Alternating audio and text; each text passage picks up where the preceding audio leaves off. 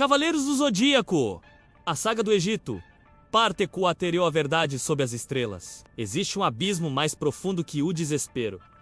É o vazio que se forma quando tudo em que você acreditava desmorona. No final da parte 3, Seiya e seus amigos não estavam apenas feridos e cercados pela escuridão de Sati.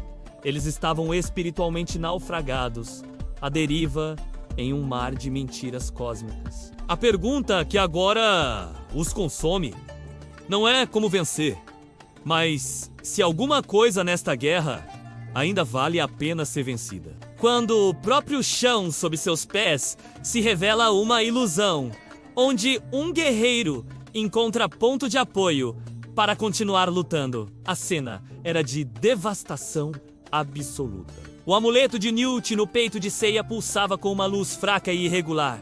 Um farol cujo reflexo apenas iluminava a dimensão de sua desolação. Shiryu jazia imóvel, sua respiração um fio tênue. Yoga, com um braço fraturado, tentava em vão erguer uma barreira de gelo para proteger Shan, que ainda estava preso na ilusão dolorosa conjurada por Sati, e que permanece petrificado, os olhos fixos no irmão sofrendo. Sua famosa fúria da Fênix, reduzida a cinzas frias de impotência. E Sati, o Cavaleiro do Caos, caminhava lentamente em direção a eles, sua armadura vermelha sugando a pouca luz que restava. Seu sorriso, uma fenda de prazer perverso. A derrota final não é a morte, sibilou ele. É a compreensão de que sua existência não tem significado. E eu lhes dei este presente. Foi quando o inesperado aconteceu. Uma luz dourada suave, totalmente diferente da prata estelar de Newt ou do vermelho sanguíneo de Sati, banhou o deserto. Não era ofensiva, era calorosa, como o amanhecer após a noite mais longa. Dos céus, uma figura desceu. Era uma mulher de beleza serena e triste, vestindo robes brancos e dourados, com um cetro na mão, que tinha a forma de um pássaro. Seus olhos transbordavam uma sabedoria milenar e uma dor profunda. Era Nephthys, irmã de Site e de Osíris, deusa da lamentação e da proteção. Irmão, basta. Sua voz era como um acalanto, mas carregada de uma autoridade inegável. Sua sede de caos cega você para a verdade maior. Sati parou, seu rosto retorcido em um misto de surpresa e desdém. Nephthys, você veio para chorar pelos insetos? Não, ela respondeu, olhando diretamente para Seiya. Vim para contar a história que minha irmã Newt não pôde terminar. A história que Athena também esqueceu. E então, diante dos cavaleiros à beira da morte, Nephthys revelou a reviravolta que mudaria tudo. Ela explicou que o conflito não era simplesmente Athena versus Ra. Era uma guerra civil familiar dentro do próprio panteão egípcio. Ra, envelhecido e temeroso de perder seu trono para as novas gerações de deuses, fez um pacto com seu neto Osíris, o deus da morte e renascimento. Juntos, eles tramaram para consolidar um poder baseado na ordem absoluta e na obediência cega, um ciclo de morte e ressurreição controlado. Nut, a deusa do céu estrelado, que representava a liberdade e o potencial infinito do cosmos, se opôs a eles para detê-la. Ra e Osíris aprenderam no exílio cósmico. E Athena, a jovem deusa da sabedoria e da guerra justa, em sua primeira encarnação há milênios, testemunhou esse conflito. Ela não traiu a humanidade por maldade. Ela foi enganada. Osíris, um mestre da manipulação, apresente a ela como um aliado, mostrando visões de um futuro onde a liberdade de Newt levaria ao caos e à aniquilação da humanidade. Assustada e buscando proteger sua criação, Athena concordou com o pacto.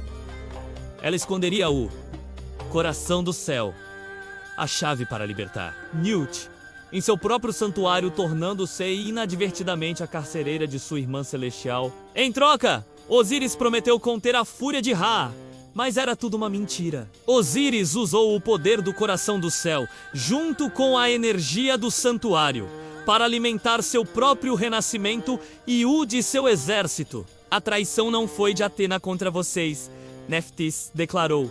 sua voz ecoando no silêncio atônito dos cavaleiros. A traição foi de Osíris contra todos nós.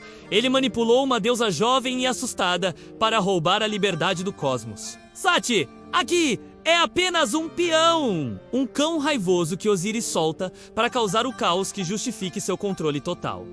A revelação foi um terremoto que reconfigurou a realidade. Disseiya, a culpa e o desespero deram lugar a uma nova emoção mais poderosa: a justa indignação. Eles não estavam lutando por uma mentira, estavam lutando por uma vítima de uma mentira maior. Athena não era uma carcereira malvada, era uma aliada que havia sido enganada e explorada. Nephthys então se voltou para Seti.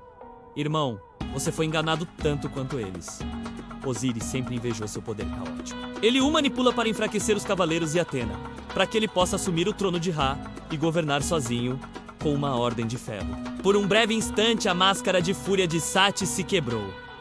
Seus olhos, por uma fração de segundo, mostraram dúvida. Foi a abertura que Nephthys precisava. Ela ergueu seu cetro e a luz dourada envolveu os cavaleiros feridos. Não era uma cura milagrosa, mas um bálsamo que estancou sua dor e reacendeu suas chamas interiores. O coração do céu ainda é a chave, ela disse a Seiya, mas ele não deve ser usado para destruir Ra, deve ser usado para restaurar o equilíbrio, para libertar Newt e dar a Athena a chance de corrigir seu erro milenar. Sati, recuperando-se da dúvida, rugiu de fúria. Lamentável. Suas palavras são tão fracas quanto seu amor pela ordem. Ele lançou um ataque massivo de caos puro contra Nephthys, a deusa. Sacrificando-se, criou um escudo dourado para proteger os cavaleiros. Vão! Ela gritou, enquanto sua forma começava a desintegrar sob o assalto de Sati. Vão para o santuário! O coração do céu está enterrado sob o templo de Hades. A escuridão, onde Athena escondeu seu maior erro, é onde sua única esperança reside. Newt, enfraquecida, usou as últimas forças de seu amuleto para teletransportar os cavaleiros. O último Ting que Seiya viu antes do deserto desaparecer foi a forma de Nephthys, sendo consumida pela escuridão de Sati. Seu olhar de serena tristeza fixo neles. Um sacrifício final para lhes dar uma chance. Eles reapareceram nos jardins do santuário, sob o céu noturno da Grécia. Estavam machucados, mas diferentes. A chama em seus olhos não era mais a de soldados obedientes, mas a de guerreiros que conheciam a verdade. Eles não lutavam mais por uma deusa.